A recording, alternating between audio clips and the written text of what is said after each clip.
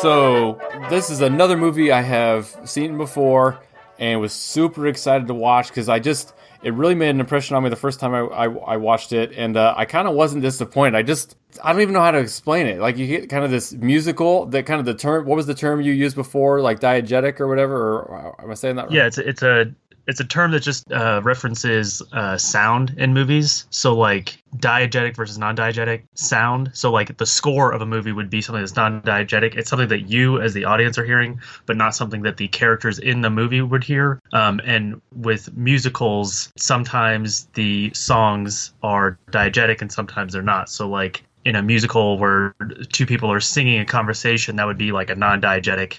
That wouldn't happen in real life, but in this and other movies where the production is taking place in the movie, like in that universe as part of the story, that's diegetic musical. Right. So this is all set in Berlin in 1931, and they use this cabaret show of these kind of semi-erotic dance numbers and other kind of things going on the stage as almost kind of a Greek chorus to the story going on when they're not showing the cabaret show. And sometimes the story will kind of then even parallel what's going on in the characters' lives outside of it. And the main characters are Liza Minnelli plays Sally Bowles, who is an American who has come to perform in these. Oh, actually, so she's over here because her dad's an ambassador, I guess, right? And she's kind of gotten into this performing arts side of things. And then Michael York comes to town, and he's a writer. Actually, why is he there? Well, he teaches English on his side, but why did he actually move to Berlin?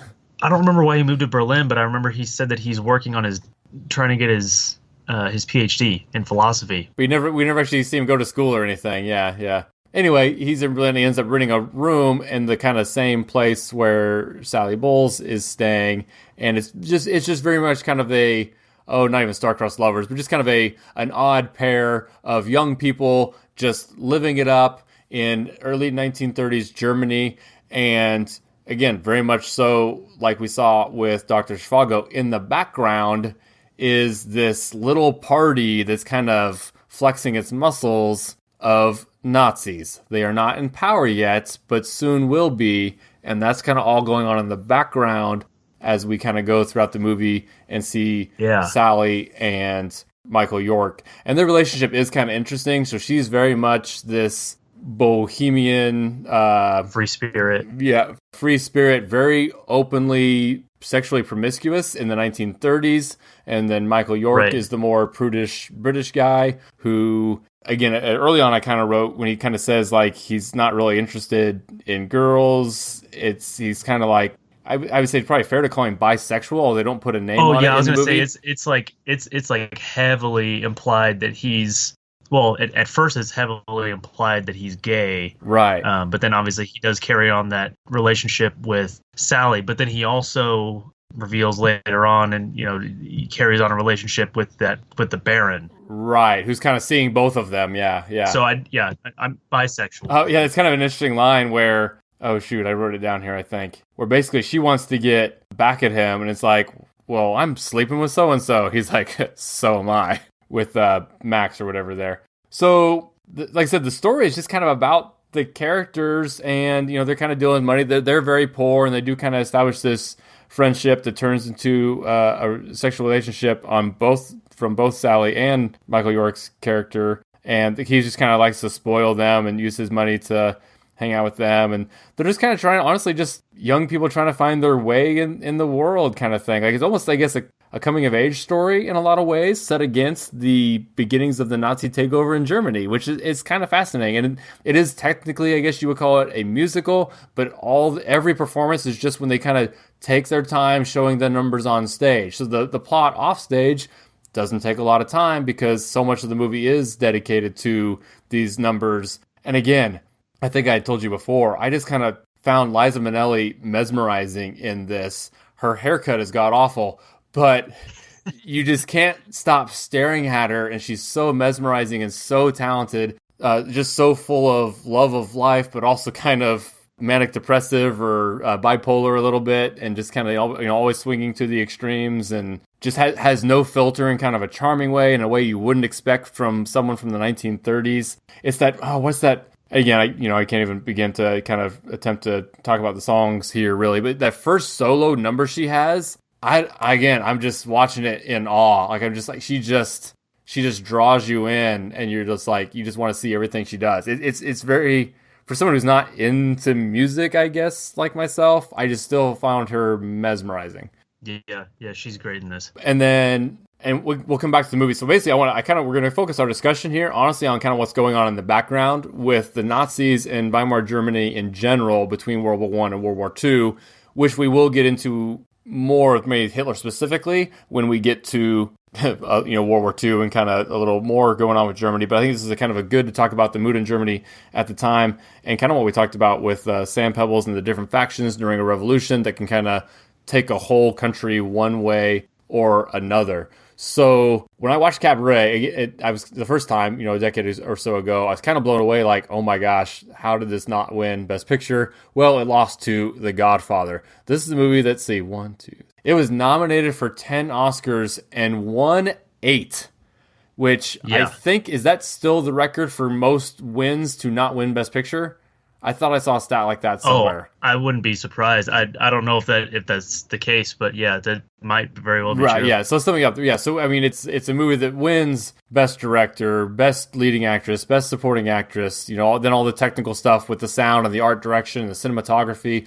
It won the Oscars for all of that, but then lost Best Picture to The Godfather. So honestly, you pick any decade, 9 years out of 10, Cabaret is winning Best Picture. And it kind of has fallen off people's radars because it just happened to come out the same year as The Godfather. It's funny how we've come across, like, that it seems to be something that just kind of happens from time to time. Some years you have, at the Academy Awards, it's like, man, out of all of these, like, we're just picking the least bad one. Like Green Book? Some years, yeah, but then some years, you have Lawrence of Arabia and To Kill a Mockingbird in the same year, or Cabaret and The Godfather in the same year. It's just funny how that works. Anyways, back to the show. Yes, so another one, and so I don't know much about his career outside of this, but Joel Grey, who is still alive, I remember one year specifically at the Oscars, they kind of did this thing where instead of having like the previous year opposite gender presenting it, so like say if you're doing the Best Supporting Actress Oscar, a lot of times they'll just bring back last year's Best Supporting Actor winner to present.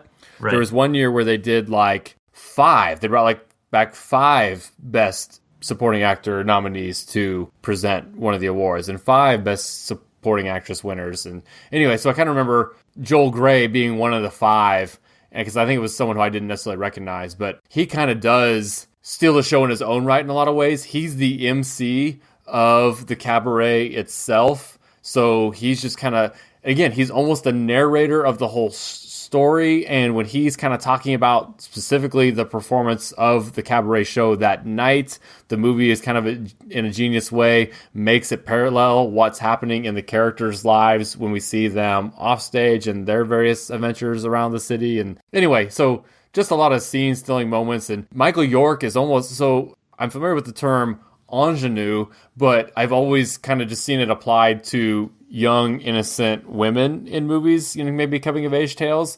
But Michael York here is very much the male version of an ingenue in this movie, where he's kind of young and bright-eyed and naive and has come to Berlin to get corrupted by Sally Bowles, I guess.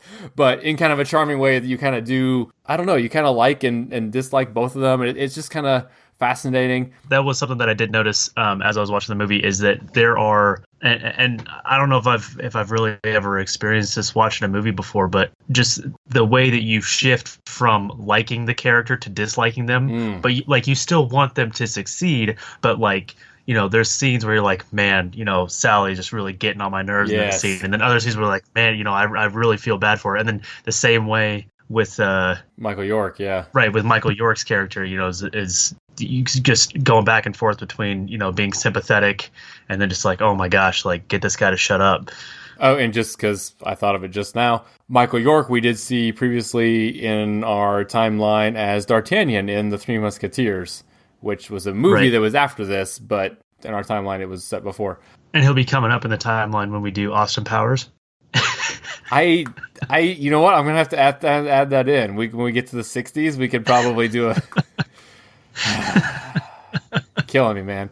Okay, so an important side plot or side story, or again, just kind of one of the other little vignettes within the film, is so there's one of their mutual friends who is smitten with the daughter of kind of a rich business person who's taking English lessons from Michael York, and he's kind of smitten with her, and ultimately they decide it's not going to work out because she's Jewish. And he says the tragedy of the whole thing is I've just, since I moved to Berlin, been pretending to be Christian because it's not really a good thing to be Jewish in 1931 Berlin. Even though the Nazis aren't yet in power, they're definitely starting to turn public opinion against them. So ultimately they do get married when he confesses that he is Jewish, and they get married kind of near the end there. But so the role of the Nazis within the movie specifically are kind of these thugs in the background, and there's different groups that talk about, actually the one sentiment that really kind of is worth highlighting is when they mention the Nazis are great pawns to use to kick the communists out of the country, and then once they've done that for us, done that dirty work for us, we'll then take care of them, and we'll be able to control them because they're just a bunch of thugs. I think they even used the phrase thugs in the movie. Yeah, because it's when they're driving by that homicide scene. There's the dead body in the street. Yeah. And, it's a communist, that's very clearly the work of the Nazis. And he's like, yeah, they'll take care of the communists for us. And the sentiment at the time was, yeah, they're a little anti-Semitic, and they have this, some problematic beliefs, but hey, they're gonna get rid of the communists, so they're all right. And then, we'll control them. There's not that many of them. They're not going to get that much influence. And, once the communists are gone, then we'll get rid of the Nazis and everything will be okay again. And obviously things turn out pretty bad. Yeah, so it's kind of interesting. We've talked around this kind of thing in a couple of the past recent episodes. So when you get these revolutions, and again, Russia went the other way. So here's where you can kind of fall to either the extreme right or the extreme left. And I kind of wanted to illustrate the difference because we see it here when you look at Russia versus Germany. So the common people are fed up, and it's basically the direction the influencing powers are able to push the revolution. So in a communist revolution, it basically says the reason the poor people are suffering is because of the upper class and the well-to-do people are basically keeping us down, and we need to overthrow them and have a kind of people's republic that is in charge, the workers. So that's why the Communist Party is like, it's the hammer and sickle. It's the symbols of labor. And the whole idea is that labor must rise up against the wealthy oligarchy and seize power that way. So that's the extreme left. And again, you see the smaller versions of this in our own country. So that's a Bernie Sanders type where you're kind of saying it's the 1%. And but again, taken to the extreme, you end up with a communist revolution. And then the other side, and again, we see it in our country today too, is basically trying to scapegoat. So they're not focusing on the wealthy being the problem. They're saying the reason you're struggling, common worker, is because of corrupting influences within our own country. And it's blaming the Jews. It's blaming immigrants. It's blaming. So again, you see that on the right. Right. And you see that on the right. And it's, you see that with the Nazi party coming to power, and they're using that scapegoating, and it's a super hardcore nationalist movement. And then they even took it a step further, the Nazis did, and they tied that nationalism then to race as well. So it wasn't enough to just be German, be from Germany. You had to also be Aryan. The Jews, the Roma, homosexuals, people of color, they were all villainized by the Nazis. Which, in an interesting way, and I'm not an expert on this, but it ties in to last week's episode with the Scopes trial, because you get into Darwinism and how some people use that to advocate for eugenics. and Yes, the idea which of actually started. It was actually a movement that was started here in the United States, because at this time there wasn't this perception of Nazis that we have today of the Nazis. Right. It's a hindsight is 2020 thing. Yes. Right, because in the United States at the same time, there's, the eugenics movement, and there are even Nazi sympathizers. I mean, like, oh, absolutely, big Nazi rally, like fascist rallies that, they wanted to set up a fascist government here in America, which I think we mentioned might have been in the Paths of Glory episode. There was a group of super wealthy businessmen in the 20s or 30s that tried to set up a military coup here in the States in the same way that Nazi Germany did. And the only reason that it failed is because the guy that they picked to be to prop up, he wasn't cool with it, and he basically tattled on them to Congress, and the whole thing fell apart. But oh wow. Again, I don't want to necessarily spend a lot of time talking about eugenics here, but just I do want to kind of define it. So it's not always associated necessarily with violence and genocide, but there's definitely a slippery slope that leads to that. Because you I guess if you wanted to kind of do a tame version, you could say like, oh, hey, if I want to say marry someone who's also good at running so that my kids are also good at running, that's in theory a form of eugenics, because it's kind of selective genetic breeding. And the idea is that eugenic movements in the United States were kind of like, hey, maybe we should just kind of encourage our best and brightest to breed with our best and brightest so we have a brighter, smarter, better population. Which, we say it like that, doesn't sound scary, but then the problem is, yes, the flip side. Right. Well, and not just the flip side, but then once you enable that mindset, that, and if you enact policies, then it's not much of a stretch to say, well, hey, if we're going to go to all this work to make sure our best and brightest are breeding, then maybe let's make sure that our worst are not breeding. And then you end up with, forced sterilizations. Correct.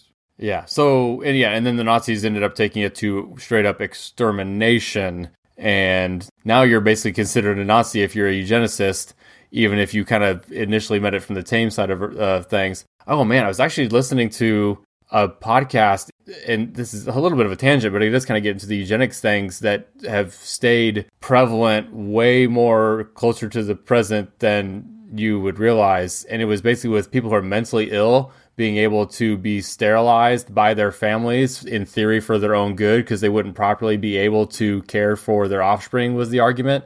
And that some of these laws are actually like still on the books, because they haven't or were still on the books until like the last decade. And I forget the exact details, but I was listening to a podcast where actually we're interviewing someone who either had been sterilized or whose parents were about to sterilize them, and like they're just like in their 40s now. And this is all semi-recently, and the guy had to like kind of try to get it to the Supreme Court so they could kind of wipe these laws away. Anyway, so that's eugenics. That kind of is a corruption of Darwinism, because Darwin was obviously not an advocate of eugenics. He just kind of talked about how heredity and genetics is a thing.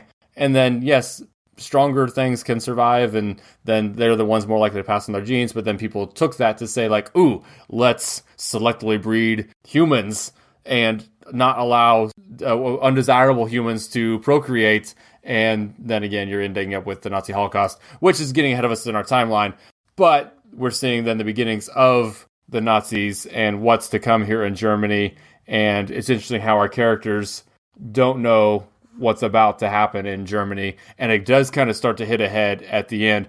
So on the timeline, and again, we don't have to get too much into the Nazi takeover of Germany here, but basically, so between 1918 and 1933 is what's considered the Weimar Republic. And it's kind of an unofficial thing. It's not like they called themselves that. They actually called themselves the German Reich, which basically just means realm, I guess. Yeah. A lot of times people associate, when people talk about the German Reich, they think of that's the Nazis. That's Hitler. Like, well, the Germans thought of themselves as the Third Reich. Like, there's, there was a First and Second Reich too. And those are just, it's just a period of German history, of German rule. Right. You almost be like, even like I think Lord of the Rings talks about the end of the Third Age, the beginning of the Fourth Age of men. Like, it's kind of like that. The Nazis saw themselves as the beginning of a new era, and therefore they were the Third Reich. Is that basically how you'd understand it? Yeah. So basically, this period between world wars was just Germany suffered. So obviously, everyone's probably familiar with the hyperinflation.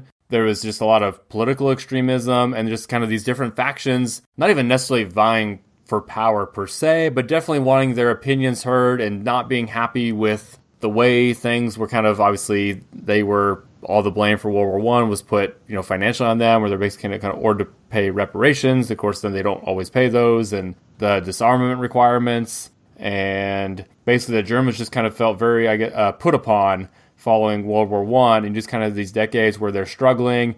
As we get into the 30s here, that, the Great Depression affected Europe as well. Which, in hindsight, like the way that the Allies punished Germany with the Treaty of Versailles was a little bit disproportionate to not their involvement, but the responsibility that they bear for actually starting World War One. Correct. Right. Why were they any more responsible than Russia? Right. And so they definitely had a reason to have beef with the Allies. Yeah.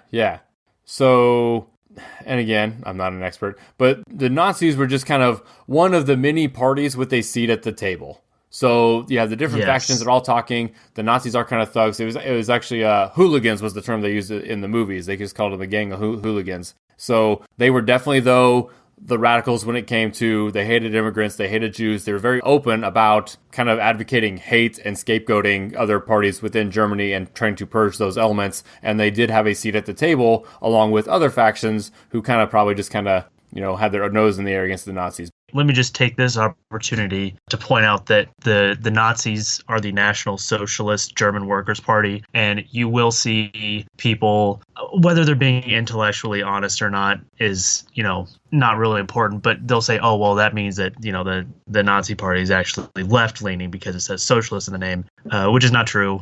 They co-opted the name, or co-opted the word socialist because socialist parties in Europe were popular at the time. And even though they did kind of start out politically with this kind of anti-capitalist, big business is bad kind of... They kind of purged that element from themselves, yeah. Well, right. So they basically started with that to gain the support of certain people, and then they downplayed that aspect of their party. And then once they gained power, they privatized a whole bunch of, different aspects of industry, and then they move almost exclusively to the nationalistic and racial components of their platform. Right. Yeah, just a little side note.